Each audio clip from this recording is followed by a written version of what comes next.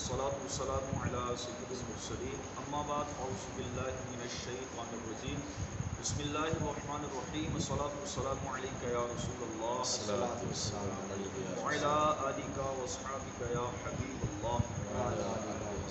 آج انشاءاللہ ہم اللہ تبارک و تعالی جل جلالہ کے فضل و کرم سے سورہ ہود کی آیت نمبر 12 اور 13 کا تفسیر پڑھنے سننے کی سعادت حاصل کریں گے۔ اعوذ باللہ من الشیطان الرجیم بسم اللہ الرحمن الرحیم فَلَعَلَّكَ تَارِكٌ بَعْدَ مَا يُوحَى إِلَيْكَ وَضَائِقٌ بِهِ صَدْرُكَ أَن يَقُولُوا لَوْلَا أُنزِلَ عَلَيْهِ كَنْزٌ أَوْ جَاءَ مَعَهُ مَلَكٌ إِنَّمَا أَنْتَ نَذِيرٌ وَاللَّهُ عَلَى كُلِّ شَيْءٍ وَكِيلٌ۔ ترجمہ کنز العرفان، تو کیا تمہاری طرف جو وحی بھیجی جاتی ہے تم اس میں سے کچھ چھوڑ دو گے اور اس پر تمہارا دل اس وجہ سے تنگ ہو جائے گا کہ وہ کہتے ہیں ان پر کوئی خزانہ کیوں نہیں اترتا یا ان کے ساتھ کوئی فرشتہ کیوں نہیں آتا۔ تم تو ڈر سنانے والے ہو اور اللہ ہر چیز پر نگہبان ہے۔ اس آیت کریمہ کی تفسیر میں علماء نے فرمایا کہ اللہ تبارک و تعالی جانتا ہے کہ اس کے حبیب صلی اللہ علیہ وسلم رسالت کی ادائیگی میں کمی کرنے والے نہیں، یعنی آپ علیہ السلام کو جو اللہ تبارک و تعالی نے ایک پیغام دے کر دنیا کے اندر بھیجا رسالت کا، آپ علیہ السلام اس میں کمی کرنے والے نہیں ہیں۔ اور نبی پاک علیہ السلام نے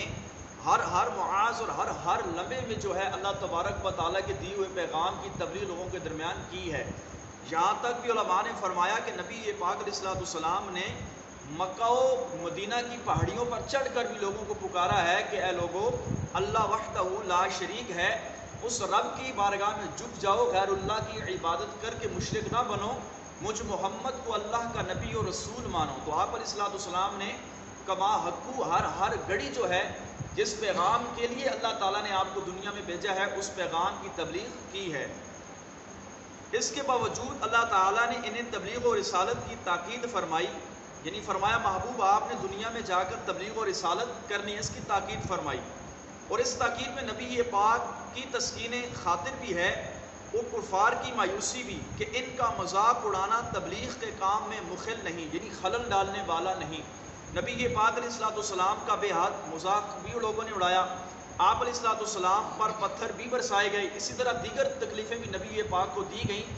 لیکن ان ساری تکلیفوں کے باوجود بھی نبی پاک علیہ السلام نے تبلیغ دین کو نہ چھوڑا۔ اس آیت کریمہ کا شان نزول یہ ہے کہ عبداللہ بن امی مخزومی نے نبی پاک علیہ السلام سے کہا تھا کہ اگر آپ اللہ کے سچے رسول ہیں اور آپ کا خدا ہر چیز پر قادر ہے تو اس نے آپ پر خزانہ کیوں نہیں اتارا یا آپ کے ساتھ کوئی فرشتہ کیوں نہیں بھیجا جو آپ علیہ السلام کی رسالت کی گواہی دیتا۔ ایک فرشتہ تو فرشتہ ہے، کائنات کے ذرے ذرے نے نبی پاک علیہ السلام کی نبوت و رسالت کی گواہی دی ہے۔ جیسا کہ ایک مشہور ترین واقعہ آپ نے کئی بار علماء سے سنا ہوگا کہ ابو جہل ایک بار اپنے ہاتھوں میں چند کنکریاں لے کر آیا تو اس نے کہا کہ اے محمد، اگر آپ اللہ کے سچے نبی ہیں تو بتائیں میرے ہاتھ میں کیا ہے۔ تو آپ علیہ السلام نے ارشاد فرمایا میں نہیں بتاؤں گا تیرے ہاتھ میں کیا ہے، جو چیز تیرے ہاتھ میں ہے وہ خود ہی بتائے گی وہ کون ہے اور میں کون ہوں۔ تو کنکریوں نے ابو جہل کی مٹھی میں کہا تھا کہ یہ محمد اللہ کے سچے رسول ہیں، یہ اللہ کے نبی ہیں۔ تو اسی طرح نبی پاک کی والدہ محترمہ حضرت اماں آمنہ رضی اللہ تعالی عنہا فرماتی ہیں کہ جب نبی پاک میری شکم اطہر میں تشریف فرما تھے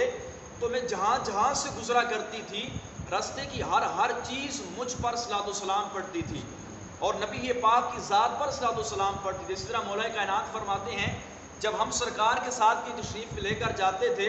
تو راستے کے پتھر نبی پاک علیہ السلام پر جو ہے وہ درود السلام پڑھتے تھے۔ تو کائنات کی ہر چیز نے نبی پاک علیہ السلام کی نبوت و رسالت کی گواہی دی ہے۔ ایک اور مشہور ترین واقعہ بھی آپ نے سنا ہوگا کہ ایک بندہ نبی پاک کی بارگاہ میں حاضر ہوا، عرض کیا کہ فلاں درخت ہے، اگر وہ آپ کے پاس آ جائے تو میں آپ کا کلمہ پڑھ لوں گا۔ تو نبی پاک علیہ السلام نے حکم ارشاد فرمایا کہ جا کر درخت کو کہو کہ تجھ کو محمد بلا رہا ہے۔ وہ درخت علماء نے فرمایا کہ اپنی جڑیں چیرتا ہوا بھاگتا ہوا نبی پاک کی بارگاہ میں حاضر ہوا اور اس درخت نے بھی نبی پاک علیہ السلام کو نبوت اور رسالت کی گواہی دی ہے۔ امام فخر الدین رازی رحمۃ اللہ تعالی علیہ فرماتے ہیں تمام مسلمانوں کا اس بات پر اجماع اور اتفاق ہے کہ نبی پاک کا وحی اور تنزیل میں خیانت کرنا اور وحی کی بعض چیزوں کو ترک کر دینا ممکن ہی نہیں، یعنی اس چیز کا امکان ہی نہیں کہ معاذ اللہ نبی پاک علیہ السلام پر جو وحی آتی تھی آپ علیہ السلام اس میں خیانت کر دیں یا بعض چیزوں کو ترک کر دیں، ایسا فرمایا ممکن ہی نہیں، کیونکہ اگر یہ بات ممکن مانے تو اس طرح ساری شریعت ہی مشکوک ہو جائے گی۔ اگر معاذ اللہ ہم کہیں کہ نبی پاک پر جو وحی نازل ہوتی تھی آپ علیہ السلام اس میں سے بعض چیزوں کو چھوڑ دیتے تھے تو فرمایا پھر ساری کی ساری شریعت محمدیہ ہی مشکوک ہو جائے گی۔ پھر یہ بھی ذہن میں بات آئے گی شاید نمازیں 10 فرض تھیں آپ علیہ السلام نے 5 بیان کی ہیں، یا نمازیں 3 فرض تھیں نبی پاک نے 5 بتا دی، تو فرمایا اس طرح پوری شریعت کے اندر شک و شبہ پیدا ہو جائے گا اگر ہم یہ بات مان لیں کفار کی کہ معاذ اللہ نبی پاک نے جو آپ پر وحی آتی تھی اس میں آپ نے بعض چیزوں کو ترک کر دیا۔ تو نبی پاک علیہ السلام نے ہر چیز کو امت کے سامنے رکھا ہے، اور نبوت میں تان لازم آئے گا، نیز رسالت سے اصل مقصود یہی ہے کہ اللہ تعالیٰ کے تمام احکام بندوں تک پہنچائے جائیں۔ نبی پاک کو ایک نبوت اور رسالت دے کر بھیجنے کا مقصد بھی یہی ہے کہ آپ علیہ السلام تمام احکامات اللہ تبارک و تعالیٰ کے بندوں تک پہنچائیں، اور جب ایسا نہ ہوا تو رسالت سے جو فائدہ مطلوب تھا وہ حاصل ہی نہ ہوگا۔ اس لیے اس آیت کا ظاہری معنی مراد نہیں، بلکہ اس آیت سے مقصود یہ بتانا ہے کہ اگر آپ علیہ السلام ساری وحی کی تبلیغ کریں تو کفار کی طرف سے طعن و تشنیع اور مذاق اڑانے کا خدشہ ہے، اور اگر آپ علیہ السلام بتوں کی مذمت والی آیات بیان نہ کریں تو کفار آپ علیہ السلام کا مذاق تو نہ اڑائیں گے، لیکن اس طرح وحی کے اندر خیانت لازم آئے گی۔ اسی کی بنا پر نبی پاک علیہ السلام نے کئی بتوں کو توڑا تھا۔ جب 2 خرابیوں میں سے ایک خرابی لازم ہو تو اس وقت بڑی خرابی کو ترک کر کے چھوٹی خرابی کو برداشت کر لینا۔ یہ ایک فقہ کا قاعدہ ہے کہ جب 2 بڑی خرابیاں شریعت میں کہیں پہ آ جائیں تو اس وقت ہم بڑی خرابی کو چھوڑ کر چھوٹی خرابی کو لے لیں گے۔ چونکہ وحی میں خیانت کرنے کے مقابلے میں کفار کے طعن و تشنیع کو برداشت کر لینا زیادہ تر آسان ہے، اس لیے آپ علیہ السلام وحی میں خیانت کی خرابی سے دور رہتے ہوئے کفار کے طعن و تشنیع کی خرابی کو برداشت کر لیتے، لیکن آپ علیہ السلام نے ہر چیز کو واضح طور پر امت کے سامنے بیان فرمایا ہے۔ ام یقولون افتراہ قل فأتوا بعشر سور مثلہ مفتریات وادعوا من استطعتم من دون اللہ ان کنتم صادقین۔ اور کیا یہ کہتے ہیں کہ یہ قرآن نبی نے خود ہی بنا لیا؟ تو اے محبوب آپ فرمائیں اگر یہ بات ہے تو تم بھی ایسی بنا لاؤ 10 صورتیں، اور اگر تم سچے ہو تو اللہ کے سوا جو مل سکے سب کو بلا لو۔ یعنی کیا کفار مکہ قرآن کریم کے بارے میں یہ کہتے ہیں کہ محمد صلی اللہ علیہ وسلم نے یہ قرآن پاک خود بنا لیا؟ تو فرمایا اے محبوب آپ ان سے فرما دیں اگر یہ بات ہے تو تم بھی ایسی بنائی ہوئی 10 صورتیں لے آؤ، کیونکہ اگر انسان کلام بنا سکتا ہے تو اس کی مثل بنانا تمہاری طاقت سے باہر نہیں ہوگا۔ نبی پاک علیہ السلام بھی عرب کے اندر پیدا ہوئے، کفار بھی عربی تھے، آپ علیہ السلام بھی فصیح و بلیغ تھے، اسی طرح اس وقت کے بڑے بڑے شعراء بھی جو تھے وہ بھی فصیح و بلیغ تھے۔ تو فرمایا اگر یہ قرآن نبی پاک نے اپنی طرف سے بنا لیا تو تم بھی اہل عرب ہو، تم بھی عربی جانتے ہو، فصاحت و بلاغت کو جانتے ہو، تو تم اس کی مثل 10 صورتیں ہی بنا کر لے آؤ۔ اگر تم اس بات میں سچے ہو کہ یہ کلام انسان کا بنایا ہوا ہے تو اللہ کے ماں سوا جو بھی تمہیں مل سکے سب کو اپنی مدد کے لیے بلا لو۔ قرآن مجید نے اپنی مثل کلام بنا کر پیش کرنے کا چیلنج 4 جگہوں پر کیا ہے۔ اللہ تبارک و تعالیٰ نے سورہ بنی اسرائیل میں ارشاد فرمایا قل لئن اجتمعت الانس والجن على ان يأتوا بمثل هذا القرآن لا يأتون بمثله ولو كان بعضهم لبعض ظہیرا، کہ فرما دو کہ اگر تمام انسان اور جن اس بات پر جمع ہو جائیں کہ اس قرآن کی مثل بنا کر لائیں، تو فرمایا اگر یہ سارے کے سارے بھی جمع ہو جائیں تو اس قرآن کی مثل ایک سورت بھی بنا کر لے کر نہیں آ سکتے۔ اسی طرح آگے ارشاد فرمایا سورہ بقرہ میں فرمایا وَإِن كُنتُمْ فِي رَيْبٍ مِّمَّا نَزَّلْنَا عَلَىٰ عَبْدِنَا فَأْتُوا بِسُورَةٍ مِّن مِّثْلِهِ وَادْعُوا شُهَدَاءَكُم مِّن دُونِ اللَّهِ إِن كُنتُمْ صَادِقِينَ، کہ اگر تم اس شک میں ہو کہ یہ قرآن جو ہے نبی پاک علیہ السلام نے اپنی طرف سے بنایا، تو اس آیت کریمہ کا مفہوم یہ ہے کہ وَادْعُوا شُهَدَاءَكُم مِّن دُونِ اللَّهِ إِن كُنتُمْ صَادِقِينَ، کہ تم بھی اپنے سارے کے سارے حمایتیوں کو بلا لو اللہ کے سوا،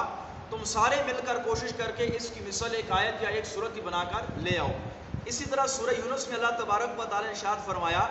ام یقولون افترا قل فأتوا بسورۃ مثلہ وادعوا من استطعتم من دون اللہ ان کنتم صادقین۔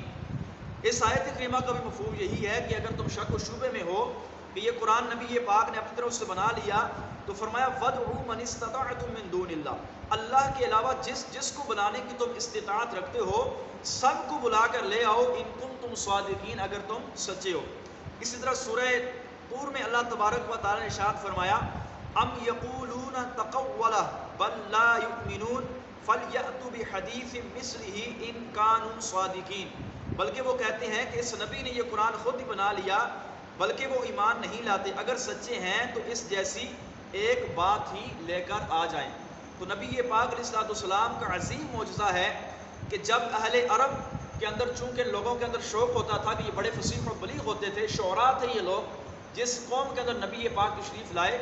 تو اس وقت لوگ بڑے بڑے شعر لکھ کر مکے کی دیواروں کے ساتھ لگا دیتے تھے، لیکن آپ علیہ السلام نے جب انا اعطیناک الکوثر والی سورت لکھ کر مکہ کی دیوار کے ساتھ لگانے کا حکم دیا تو جب بڑے بڑے شعراء فصیح و بلیغ لوگوں نے اس آیت کریمہ کو لکھا ہوا دیکھا تو سب بے ساختہ پکار اٹھے تھے کہ یہ کلام کسی بشر کا نہیں ہے بلکہ یہ اللہ رب العالمین کا کلام ہے۔ تو اللہ تبارک و تعالیٰ نے ایسی قرآن کریم کو طاقت عطا فرمائی ہے، اور یہ وہ قرآن کریم ہے کہ جس کی حفاظت کا ذمہ خود اللہ تبارک و تعالیٰ نے اپنے ذمہ کرم پر لیا ہے۔ اللہ تبارک و تعالیٰ ہم سب کو قرآن کریم فرقان مجید کے ساتھ سچی پکی محبت نصیب فرمائے، اس قرآن کریم کی تلاوت کرنے کی توفیق عطا فرمائے، آمین بجاہ النبی الامین صلی اللہ علیہ وسلم۔